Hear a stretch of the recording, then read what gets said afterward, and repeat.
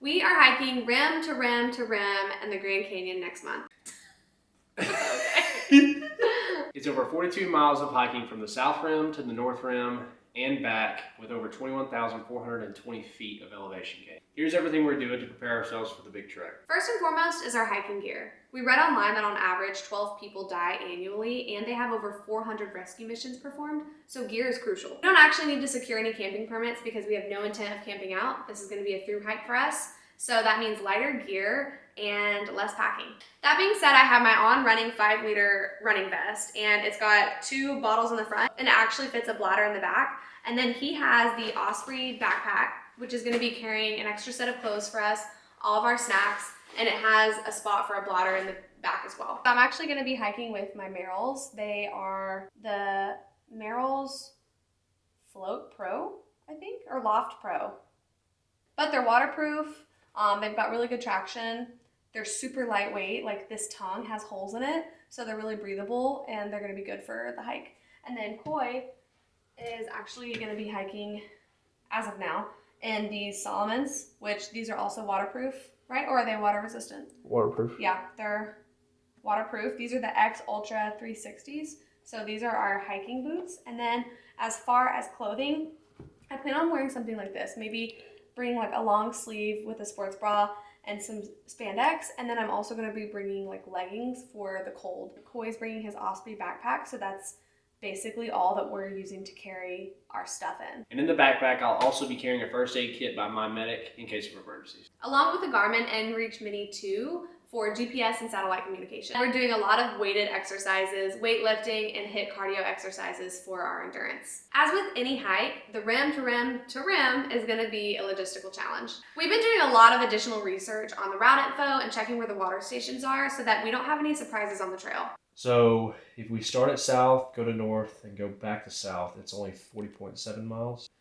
And if we start at Bright Angel, go to north, and go back to Bright Angel, it's 45. So Bright Angel is the longer one. But if we do south, it's shorter. It's 5 miles shorter, but it's a lot steeper.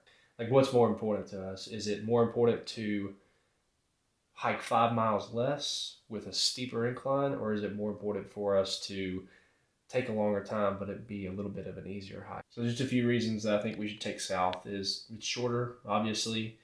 It's more scenic. It follows the ridgeline instead of, plateauing out. There's a cool tunnel that we go through, and it's less popular, less crowded, so we don't have to deal with as many people. There's 3 different types of water sources. You have seasonal, year-round, and natural. Seasonal sources are generally available from May to October, so you should always check, make sure you confirm those with the park. Year-round sources, you have to check and confirm those as well, but generally they're always available.